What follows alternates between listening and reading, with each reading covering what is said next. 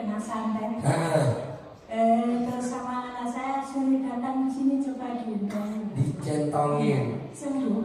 Sembuh. Tepuk tangan dong. Alhamdulillah. Bacanya apa tuh waktu dicentongin tuh? Ya karena kan beda agama. Jadi ya cuma dia yakin aja gitu. Terus satu lagi yang punya flat itu melakukan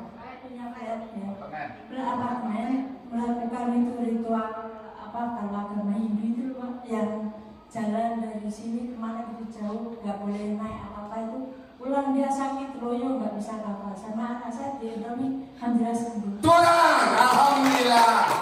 Oh jadi udah berarti ini mencentong. Padahal belum ketemu saya ya. Iya, enaknya tuh pasang nggak saya bawa. Ada di mana centongnya? Bali. Oh apa balik dulu ke Bali? Seperti apa nyentonginnya? Bacanya apa? Mana sini anaknya? Sini anaknya mana? Sini kita kenalan. Dia di sini aja. Sini. Bisa nggak loncat? Loncat aja ya.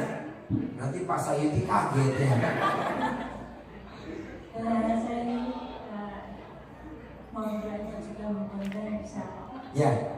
Pengen punya usaha karena sudah saya pengen usaha di Indonesia saja. Iya, dia selama ini kerja di kapal pesiar. Oh, kerja di kapal pesiar. Nyentong ini gimana coba bacanya? Banyak ngucap apa? Coba apa? Deketin mic-nya. Pegang, apa? Assalamualaikum. Ya. Oh iya, mana centongnya sini? Centong siapa Mbak Emi? Oh, pantesan bukan kayak punya centong Emi. Iya. Iya boleh. Ya. Tapi jidatnya kinclong. Kan dia nggak kinclong. Awalnya juga saya kayak Gini. Kamu geser sono, madep sono, mbaknya di tengah madep sono, mbaknya madep sini, madep sono. Sini maju dikit mbak, mbaknya maju sini, mbaknya maju, kamu madep sono. Nah geser. Gimana nyentonginnya? Awalnya juga saya nggak percaya tapi ya. Karena dia. Ini yang keluhan pertama apa ya? Saya lupa tadi. Keluhan yang pertama dicentongin pulang ke dari kondangan. Saya masukin grup, saya tanya sama Pak Haji, apa teman saya sakit gitu kan. Pak ada yang komen itu wajah dikasih apa sandal tepuk gini. Terus saya bingung kenapa ditaruh sandal. Terus saya hapus. Oh iya. Siapa tuh yang ngasih gitu? Terus saya bilang anak saya coba suruh datang anaknya. Pas datang, nyentong ini gimana coba? Yang keluhannya apa keluhannya? Sakitnya apa waktu itu? Yang awal itu dari kondangan. Kayaknya kena racun atau apa misalnya banyak lawan. Oh iya. Jadi satu keluarga mencret, dia yang paling parah. Oh iya. Coba mencret gimana mencret? Sampai 2 kali itu nggak? Apa? Ke dokter 2 kali. Coba dicentongin apanya? Perutnya, mukanya, atau tetenya? Apa yang dicentongin? Diambil sendiri sama orangnya. Oh diambil. Saya cuma bilang asal kamu yakin gitu. Terus dia cuma di badan semua sambil bilang sembuh. Sambil krokin. Iya, sambil dikerokin seluruh badan gitu. Terus habis dari tempat saya, dia pulang nggak ada minum obat yang dikasih dokter, langsung tidur, besoknya sembuh dia. Tepuk tangan, alhamdulillah. Yang kedua apa? Kedua yang punya villa. Ya. Dia dari upacara besar karena saat itu sebenarnya juga saya sedang kurang enak badan juga. Tapi karena lihat beliau tuh lemes banget dan pucat banget. Ya.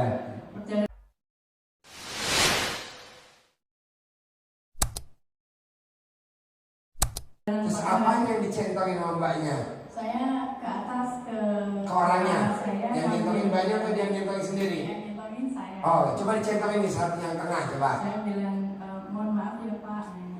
Bismillah yang penting sembuh, saya colekin ke seluruh badannya, saya bilang bacanya apa? sembuh. Oh, sembuh. Terus? Setelah itu badan saya keringetan semua sampai Oh yang basah. nyentongin malah keringetan? Iya. Terus saya turun, bapaknya udah bisa jalan, saya juga sembuh. Tepuk tangan. Alhamdulillah. Ilmu kandang B, ilmu centong luar biasa.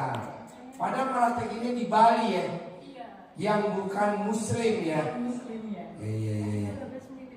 Makasih ya. Alhamdulillah. Alhamdulillah. Biar utangnya lunas. Amin. Biar punya Pajero. Amin. Oh jadi begitu ya. Iya. Alhamdulillah.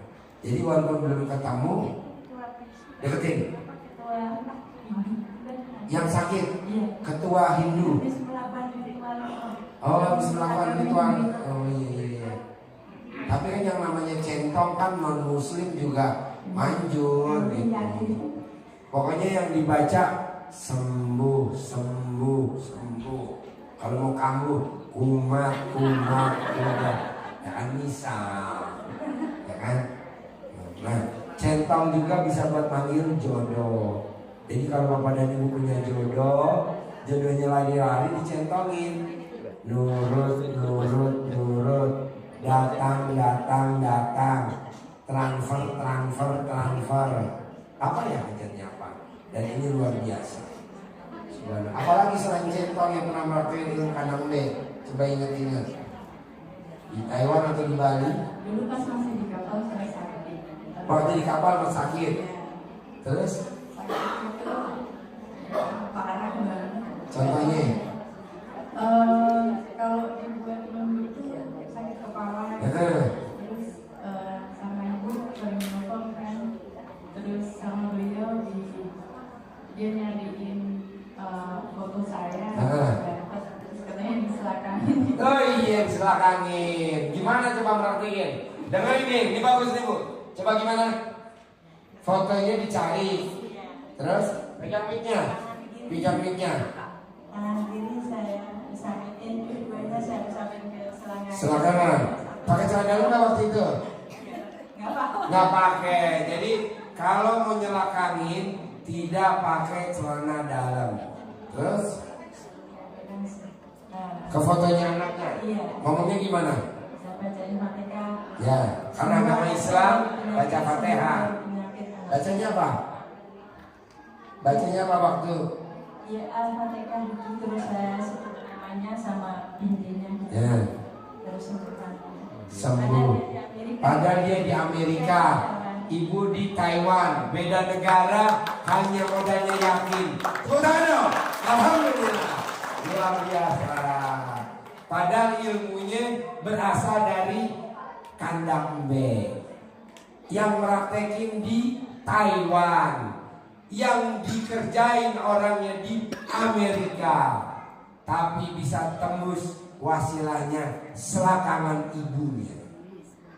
Oke, ulang dong. Sekali lagi, ini contoh luar biasa buat bapak dan ibu yang memang putra putrinya punya hajat dan jauh di sana, nggak bisa kita selakangin. Yang tadi tanya, pakai fotonya aja. Nggak taunya sebelum saya nerangin, kan pakai fotonya. Katanya ibunya kesaksian, dia praktekin anaknya terkabul. Luar biasa.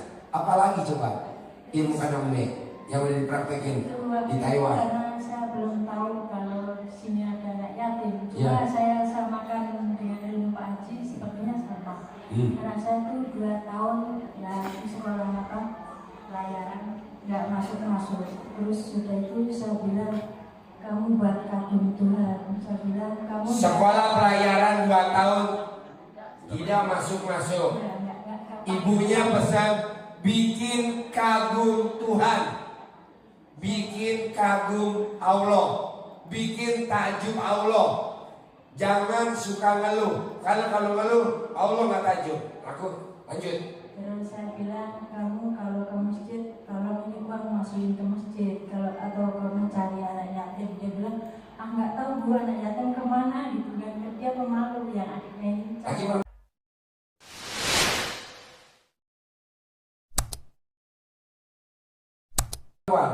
cowok. Ya sekarang kalau yang bilang keterima.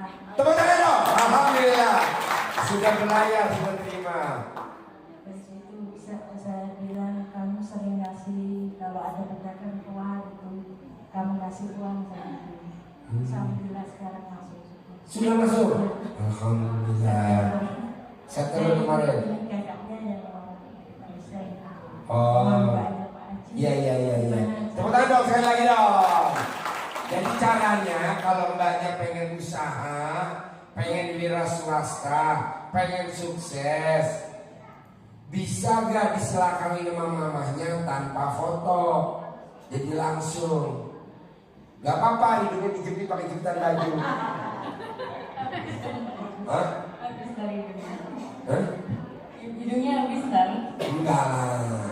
Jadi diselakain langsung jadi pengusaha 9 kali. Jadi pengusaha 9 kali. Jadi apa? Sebut 9 kali. Lihat anak saya nilainya 90. Itu cuma diselakain.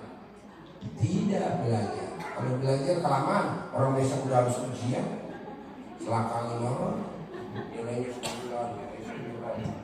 Gak percaya. Ini memang saya buktiin sendiri. Pas jelas.